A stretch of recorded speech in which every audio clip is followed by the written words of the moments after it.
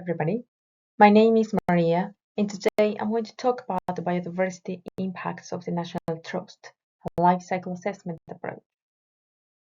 To give a bit of a background of where this analysis was done, this analysis was performed within the Renew, which is a 5-year partnership program, which has the aim to find solutions to the renewal of biodiversity. This work was done within the Team 4, which is focused on business and finance decision makers. Within Team 4, we want to help organizations to better understand their biodiversity impacts and drive change in decision making. We are using very different methods and approaches to help organizations. And today, particularly, I am following a life cycle assessment approach to assess the whole organization's biodiversity impact.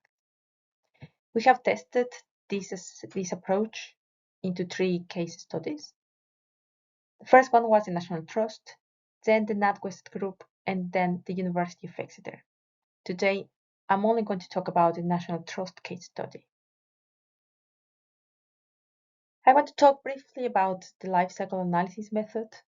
This is an internationally standardized method which helps us to understand the environmental impacts of products and processes from the extraction of materials through processing until the end of life of a determined product.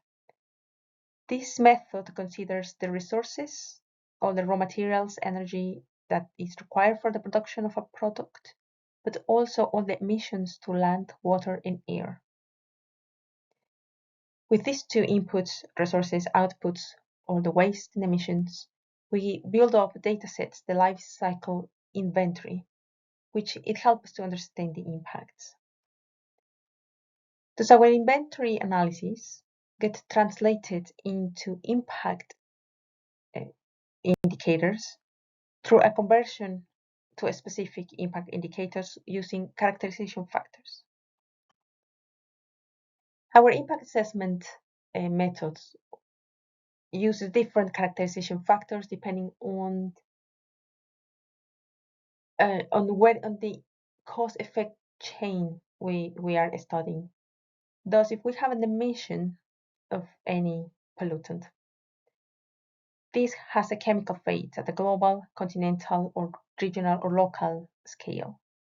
Then after that, it has a steady state concentration, and then it gets accumulated in the food chain, which gives different levels of toxicity and can potentially affect species.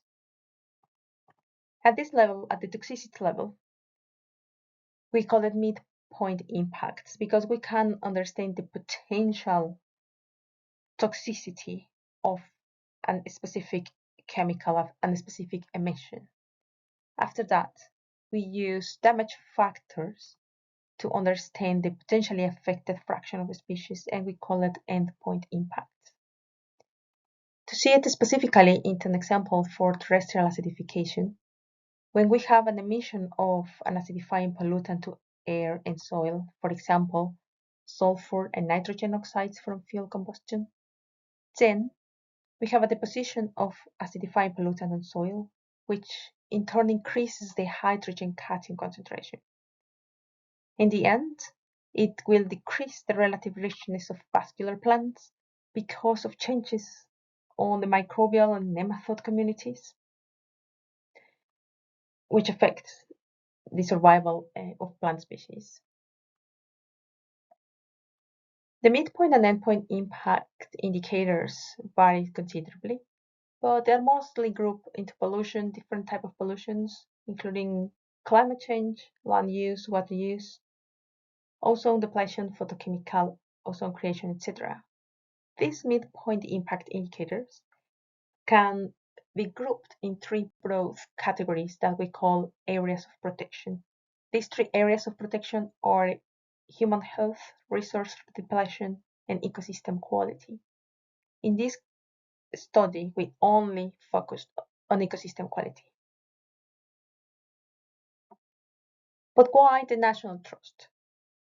We apply this method to the National Trust because this is a charity and a membership organization for heritage conservation in the UK.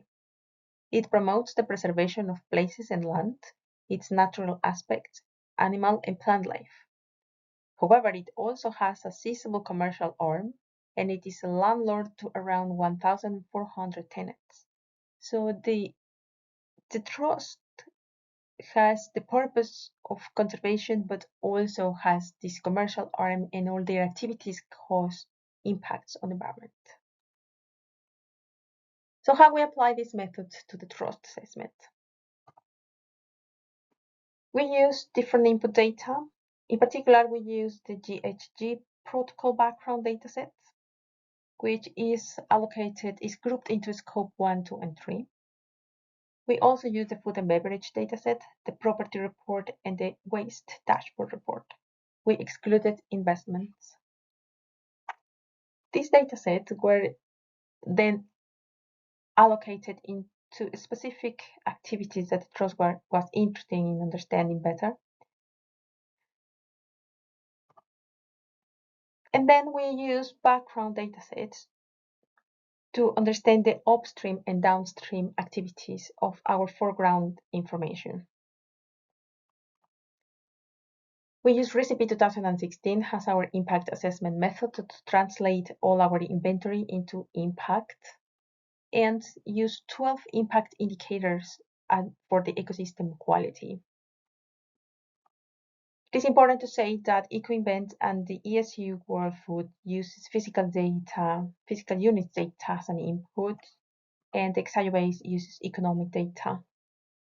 Also, our indicators are given as a potentially disappeared fraction of a species with the unit species year.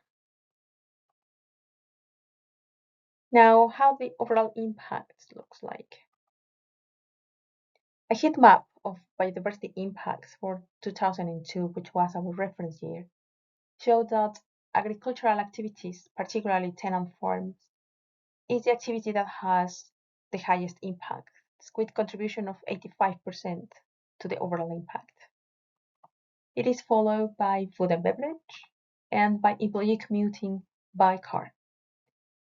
Now, land use and global warming potential in terrestrial ecosystems were the two impact categories that contribute more to biodiversity loss. Because these two categories were the most important, we're focusing on these two to see which specific activities contribute to it. So the total impact for land use was 5.46 species year, and 68 of all those are allocated in agriculture because of tenant activities. And these activities are mostly dairy cattle, sheep, and non-dairy cattle. Also, 62% of the impacts are direct impacts compared to 0.92 species year that are upstream impacts. This is very important because upstream impacts are not in direct influence of the trust. If we look at the geographic distribution of these direct impacts, we see that 38% of them are located in the UK. However, there is a very large proportion that are allocated elsewhere in the rest of the world, 48%. 9% of those are allocated in Brazil, and 9% in Brazil, and 5% in Canada. Now, these allocations, particularly Brazil and Canada, these are land use, occupation, and transformation of forest because of food production. They are growing crops for feeding livestock, and forestry in Canada for wood in general. Regarding the impacts driven by global warming in terrestrial ecosystems, we have a more evenly distribution of impacts. However, 69% still is allocated into tenants. And again, this same activities, sheep, non-dairy cattle, and now fertilizers are the specific activities with the highest contribution to it. Contrasting with our previous graph, in this case, upstream impacts contribute more than direct impacts. So 57 of the whole impacts are located upstream with a mix of global warming potential gas. The final graph I want to show you is how the distribution of impacts among capital goods and purchased goods and services was. So specifically focusing on purchased goods and services for 3 years that we had data. Most of the impacts, again, were explained by land use, global warming potential in terrestrial ecosystems, and acidification in terrestrial ecosystems, which are at the bottom of this graph. Now, if you notice that the total species year in each of our years analyzed is considerably higher than the impacts caused by tenants. So the difference is quite dramatic, and most of these activities are caused by construction. Most of these impacts, are caused by construction activities from the trust. For 2022 and 2020 mainly, but in 2021, although decreasing the amount of activities, it still was considerably high. In conclusion, organizational LCA offers a practical, standardized, and cost-effective approach to screen biodiversity impacts. It also equips organizations with actionable insights to identify high-impact activities. LCA aligns biodiversity strategies with emerging reporting frameworks such as TNFD and SBTN. The Trust Operations Assessment highlights how supply chain level results can guide targeted interventions and track progress over time. However, this method excludes positive outcomes like habitat restoration, tree planting, wildlife-friendly farm management, etc. And these activities have been carried out by the Trust some time now, thus it will be very, very important to include this in future assessments. This is all from me. Thank you very much for listening.